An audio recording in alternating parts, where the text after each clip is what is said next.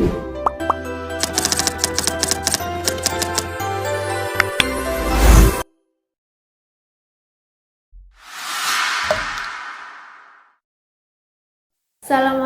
warahmatullahi wabarakatuh. Perkenalkan, nama saya Siti Aminah dengan NIM 858997763. Di sini saya dan teman-teman saya akan mempresentasikan modul 7, yaitu tentang pengembangan dan inovasi pendidikan di sekolah dasar. Yang terdiri dari KB1, yaitu pengembangan pendidikan anak di sekolah dasar, dan KB2 yaitu inovasi pendidikan di sekolah dasar. Di sini saya akan menyampaikan tentang KB1 yaitu pendidikan anak di sekolah dasar. Pendidikan anak di sekolah dasar dibagi menjadi dua, yaitu pengembangan secara horizontal dan pengembangan secara vertikal. Pengembangan horizontal. Pengembangan horizontal yaitu fokus untuk memperdalam dan memperluas kompetensi yang sudah ada pada masing-masing anak tersebut. Misalnya, seorang anak yang bisa membaca, bisa belajar berbagai jenis bacaan dan bisa memperluas pemahaman tentang berbagai topik. Adapun bentuk pengembangan pendidikan anak di SD tercakup dalam 4T, yaitu teknologi, talenta, transformasi, dan tata kelola. Masing-masing rumpun tersebut dapat dijelaskan sebagai berikut. Yang pertama, rumpun sekolah dasar konvensional. Dan yang kedua, rumpun sekolah dasar luar biasa. Yang ketiga, rumpun pendidikan luar sekolah. Dan yang keempat, rumpun sekolah keagamaan. Rumpun sekolah dasar konvensional ini meliputi sekolah dasar biasa, sekolah dasar kecil, dan sekolah dasar pamong. Sekolah dasar biasa. Sekolah dasar biasa adalah sekolah yang memiliki ciri-ciri gedung atau tempat belajar rata-rata sebanyak 6 ruangan. 1 ruangan guru, 1 ruangan perpustakaan, kamar mandi, dan WC atau fasilitas pendidikan lainnya. Adapun kurikulum yang digunakan oleh sekolah dasar biasa ialah kurikulum nasional yang ditetapkan oleh Departemen Menteri Pendidikan. Dan proses belajar mengajar berlangsung setiap hari kerja mulai pagi hingga siang.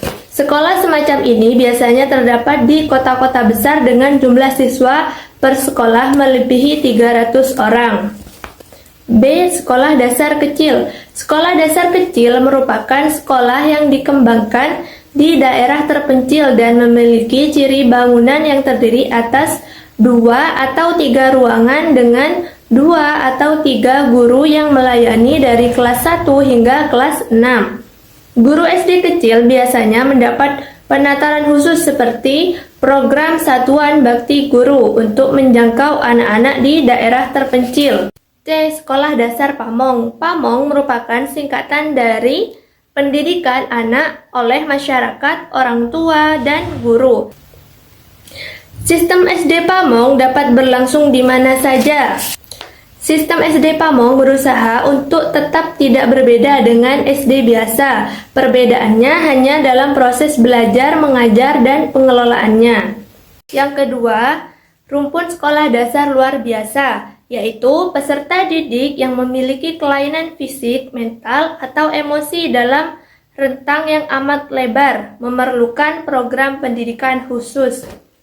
Beragam anak dengan kondisi khusus ini dapat ditampung dalam rumpun sekolah dasar luar biasa, meliputi sekolah dasar luar biasa, sekolah luar biasa, dan sekolah dasar terpadu. Sekolah dasar luar biasa atau SDLB, yaitu setingkat dengan sekolah dasar yang siswanya terdiri atas anak-anak penyandang cacat atau anak luar biasa dengan berbagai macam ketunaan, yaitu anak tunanetra, tunarungu, tunagrahita, dan tunadaksa. Berdasarkan impres sekolah dasar tersebut, maka didirikanlah sekolah dasar luar biasa di setiap kabupaten atau kota madya untuk menampung anak usia 7-12 tahun yang menyandang kecacatan atau anak luar biasa dalam rangka wajib belajar. Dan dalam rangka pembinaan, SDLB jika memungkinkan harus memiliki tenaga ahli non-kependidikan seperti medis, fisioterapi, psikologi, dan speech therapy.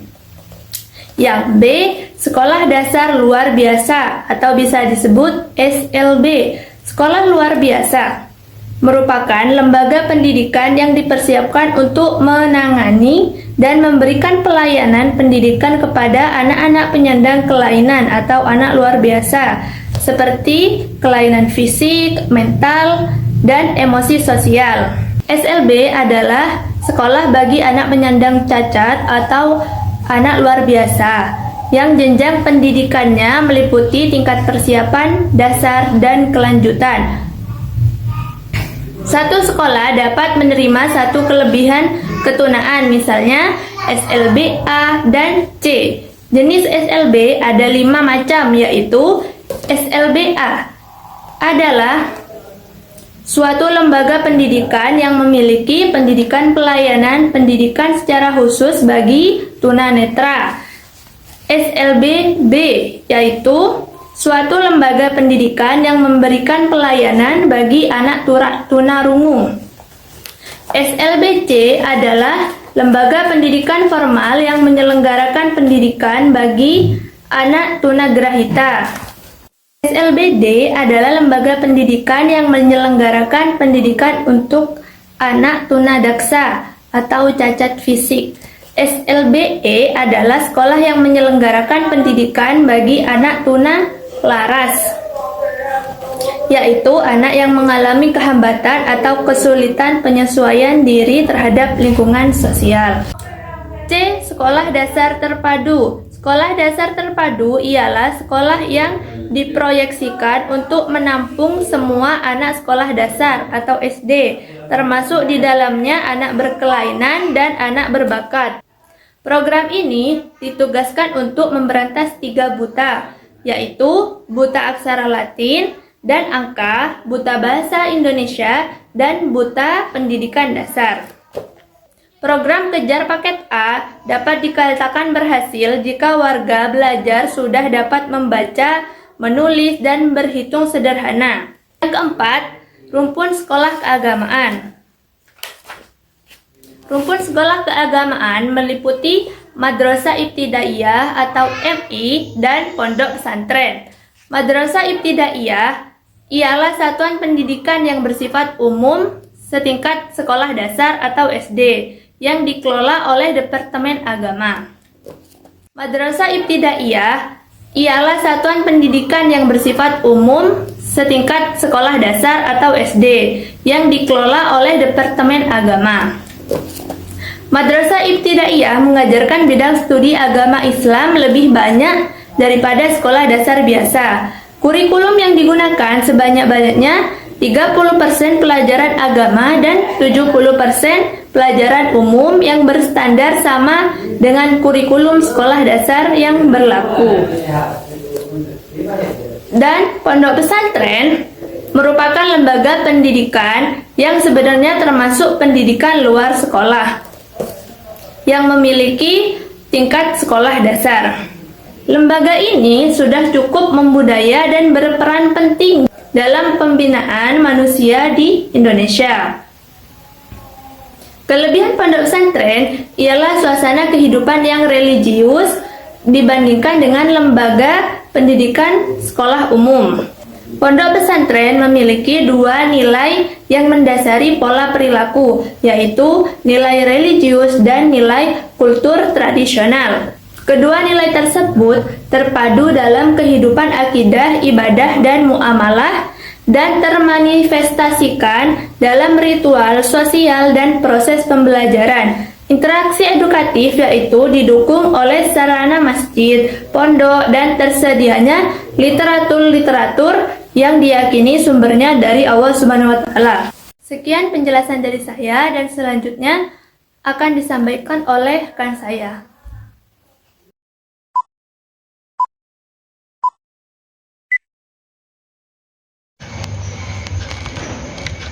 Assalamualaikum warahmatullahi wabarakatuh.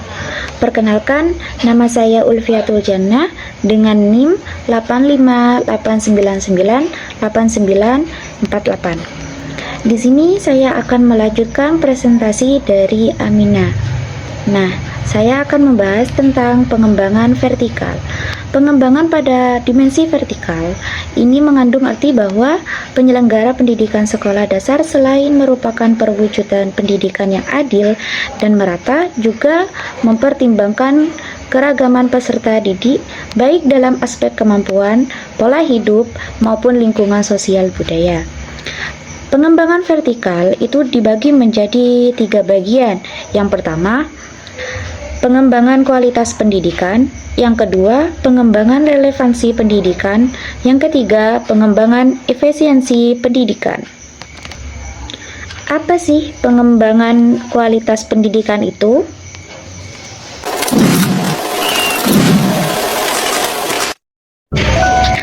Pengembangan kualitas pendidikan. Masalah kualitas pendidikan hakikatnya merujuk pada 3 hal, yaitu input, proses, dan juga output. Apa sih yang dimaksud dengan input? Input adalah mencakup masukan-masukan pada proses pembelajaran, sedangkan proses menyangkut proses pembelajaran itu sendiri, dan output yaitu beberapa karakteristik hasil dari pendidikan. Persoalannya, bagaimana kita mampu mengelompokkannya sehingga perbedaannya baik secara fisik maupun psikologis tidak terlalu jauh berbeda. Proses pendidikan termasuk mencakup persoalan bagaimana terselenggaranya suatu pembelajaran, menyangkut di dalamnya penggunaan strategi dan metode yang tepat, penyediaan sarana pembelajaran yang memadai, evaluasi yang akurat, dan sebagainya. Yang kedua, apa pengembangan relevansi pendidikan? Pengembangan relevansi pendidikan. Upaya peningkatan relevansi dalam sistem pendidikan berharap agar hasil pendidikan sesuai dengan kebutuhan, dalam arti dapat memberi dampak bagi pemenuhan kebutuhan peserta didik, baik kebutuhan kerja, kehidupan di masyarakat, dan melanjutkan pendidikan ke jenjang yang lebih tinggi. Peningkatan relevansi ini perlu disesuaikan dengan tujuan masing-masing jenjang, jenis, dan jalur pendidikan. Dan yang ketiga, apa yang dimaksud dengan pengembangan efisiensi pendidikan? Pengembangan efisiensi pendidikan. Pendidikan disebut efisien apabila hasil yang dicapai maksimal dengan biaya yang wajar. Menurut pandangan kontemporer, biaya yang menjadi ukuran efisien. Namun, yang lebih utama adalah kualitas hasil.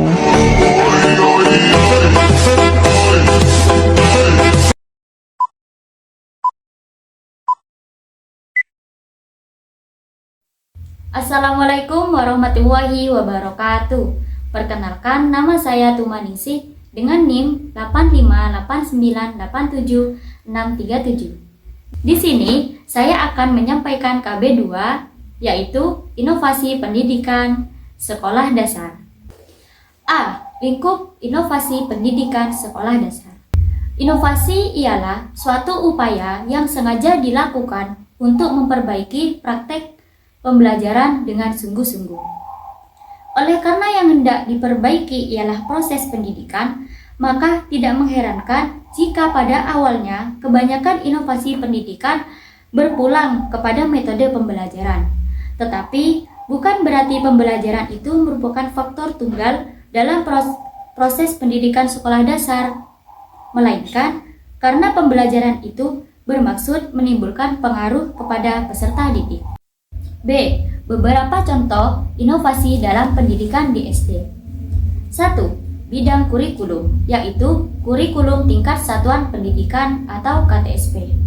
Kurikulum tingkat satuan pendidikan merupakan suatu inovasi pendidikan yang secara bertahap akan diberlakukan di tingkat nasional, mulai dari SMA atau MA sampai dengan SD atau MI.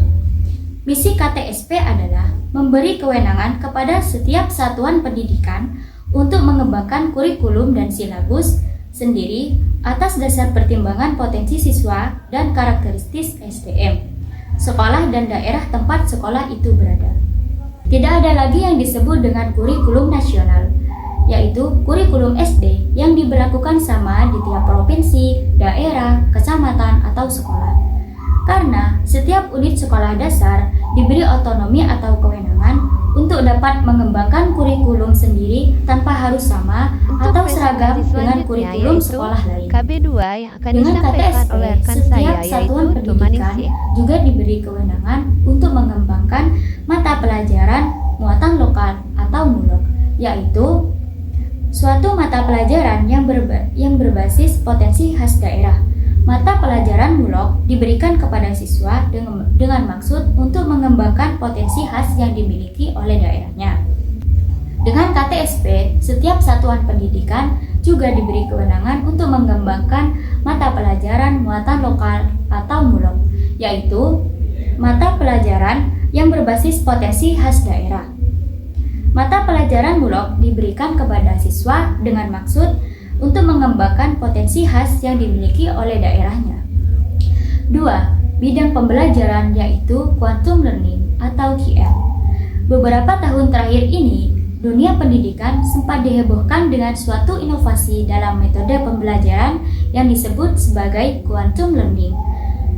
Inovasi ini muncul dari gagasan yang dikembangkan oleh Bobby D. Porter atau Mac Hernecke pada tahun 1999. Quantum Learning yaitu membiasakan belajar nyaman dan menyenangkan. QL merupakan suatu metode belajar yang biasa atau tidak asing bagi para guru. Namun, dengan variasi dan modifikasi yang cepat dan efektif dari Bobby D. Porter, ternyata metode belajar yang biasa itu dapat menghasilkan lompatan perubahan semacam kemampuan diri yang berlipat-lipat. QL atau Quantum Learning terdiri dari sejumlah teknik belajar yang sasaran akhirnya adalah membantu para siswa agar responsif dan bergairah atau bersemangat dalam menghadapi tantangan-tantangan belajar dan perubahan-perubahan yang terjadi dalam situasi nyata yang tengah dihadapi di lingkungannya. Dengan QL, anak tidak dijejali dengan pemberian materi pembelajaran dari guru, tetapi yang lebih penting bagaimana agar anak itu mengembangkan kemampuan berpikir, imajinasi kreatif, sikap optimis, emosi, dan perasaan sukses atau berhasil untuk menguasai tujuan pembelajaran yang telah ditetapkan oleh guru. Intinya, metode pembelajaran yang biasa kita gunakan sehari-hari dalam pembelajaran anak harus diubah secara kreatif, berani, dan sesuai dengan sifat materi dan kondisi lingkungan. Manajemen berbasis sekolah atau school-based management merupakan suatu inovasi atau perbaruan dalam bidang manajemen pendidikan, khususnya manajemen sekolah. Dengan MBS, sekolah tidak hanya diberi kewenangan dalam pengembangan kurikulum dan pengajaran sendiri, tetapi juga diberi kewenangan dalam pengelolaan sumber daya dari masyarakat luas untuk sekolah itu sendiri. Dengan MBS, sekolah bukan hanya diberi kewenangan akademik melalui pengembangan kurikulum dan silabus sendiri, tapi juga diberi kewenangan penuh untuk mengolah partisipasi orang tua, anak, dan masyarakat dalam mengajukan sekolah. Penerapan MBS ditunjukkan antara lain dengan setiap sekolah memiliki ciri-ciri mandiri, seperti yang ditunjukkan dalam pemilikan visi, misi, tujuan, dan program-program prioritas yang berbeda-beda dalam pengembangan dan keunggulan sekolah secara keseluruhan. C. Prinsip dan model perencanaan inovasi pendidikan di sekolah dasar. 1. Prinsip perencanaan pendidikan. Perencanaan merupakan hal mutlak yang harus dilakukan untuk mencapai suatu keberhasilan inovasi pendidikan. Ada 3 jenis hubungan yang sifatnya perlu secara proaktif dijalin dalam rangka inovasi pendidikan itu. Pertama, hubungan reaktif. Hubungan secara kontinum mengadakan respon terhadap kekuatan dari luar, seperti tekanan masalah politik, ekonomi, sosial, atau kebudayaan.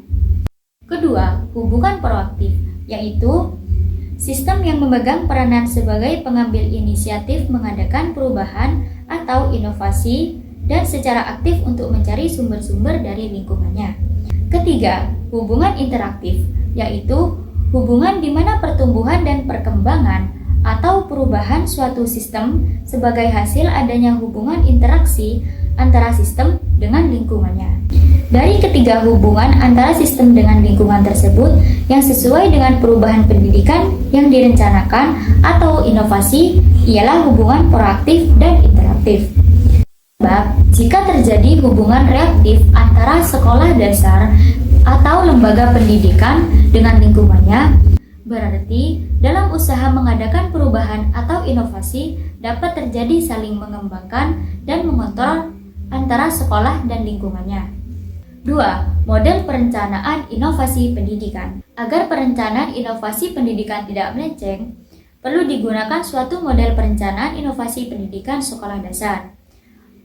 Model yang dimaksud ialah model perencanaan inovasi pendidikan proaktif atau interaktif yang disebut MOPIP.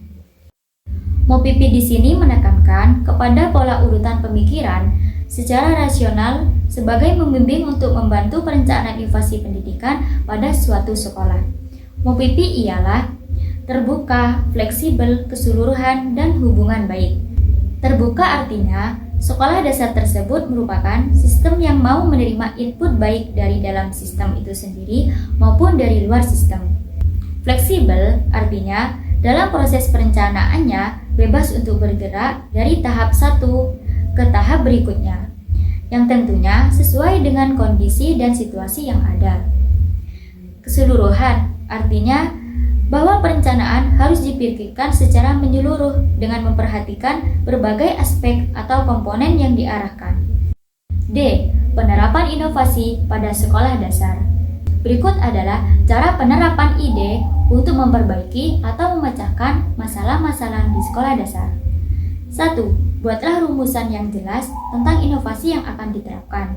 2. Gunakan metode atau cara yang memberi kesempatan. 3. Kembangkan berbagai macam alternatif. 4. Gunakan data atau informasi yang sudah ada. 5. Gunakan tambahan data untuk mempermudah fasilitas. 6. Gunakan pengalaman di SD atau lembaga lain. 7. Berbuatlah secara positif. 8. Menerima tanggung jawab pribadi. 9. Adanya pengorganisasian kegiatan.